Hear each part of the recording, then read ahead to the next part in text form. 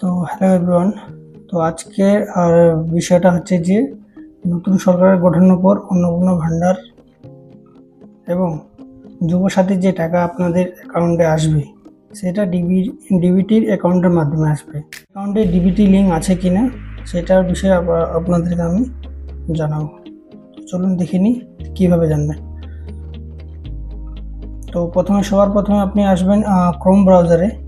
তো ক্রোম ব্রাউজারে এসে আপনি এখানে এনপিসিআই দিয়ে সার্চ করবেন।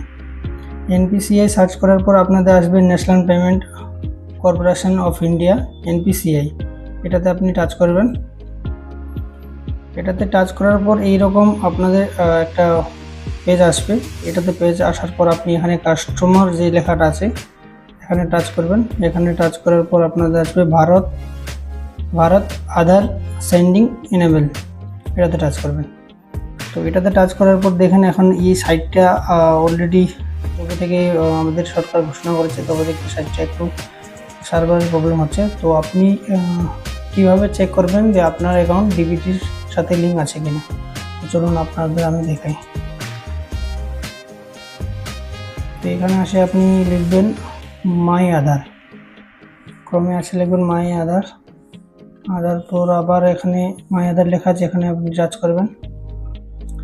এখানে টাচ করার পর এই যে আধারের যে ওয়েবসাইটটা ওপেন হবে এখানে লেখা থাকবে মাই আধার আসার পর আপনি আসবেন,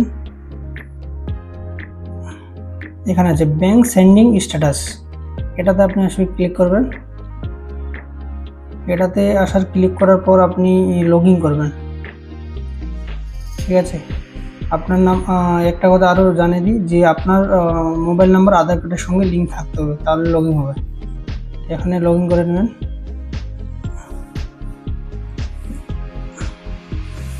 এটা দেওয়ার পর আপনি লগ ইন করবেন।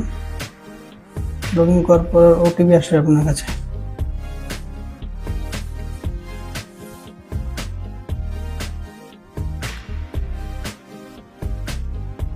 ওটিপি দেওয়ার পর লগ ইন করবেন।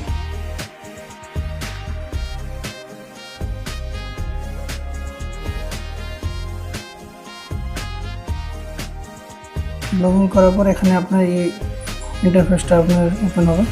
এখানে লেখা আছে দেখেন ব্যাংক সেন্ডিং স্ট্যাটাস। তো ব্যাংক সেন্ডিং স্ট্যাটাস আপনি চেক করবেন। তো চেক করার পর এই যে ড্যাশবোর্ডটা আছে এটাতে আপনাদের দেখেন আমার ডিবিটির সাথে লিঙ্ক আছে, ডিবিটি অ্যাকাউন্টের সাথে লিঙ্ক আছে কিনা।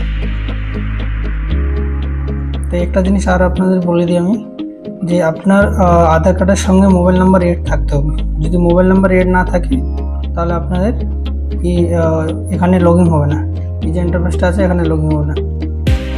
তো আপনি কীভাবে বুঝতে পারবেন যে আপনার মোবাইলে আধার কার্ডের সঙ্গে লিঙ্ক আছে কিনা, তো সেটাও আমি আপনাদেরকে জানিয়ে দিচ্ছি।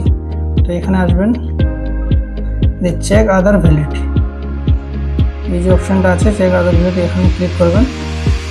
আধার নাম্বার দিবেন, ক্যাপচার দিবেন, দিয়ে এখানে 46B দিয়ে আপনি প্রসেস দিবেন। এইরকম আপনার ইন্টারফেস আসবে যে আপনাদের সঙ্গে দেখেন ইমেল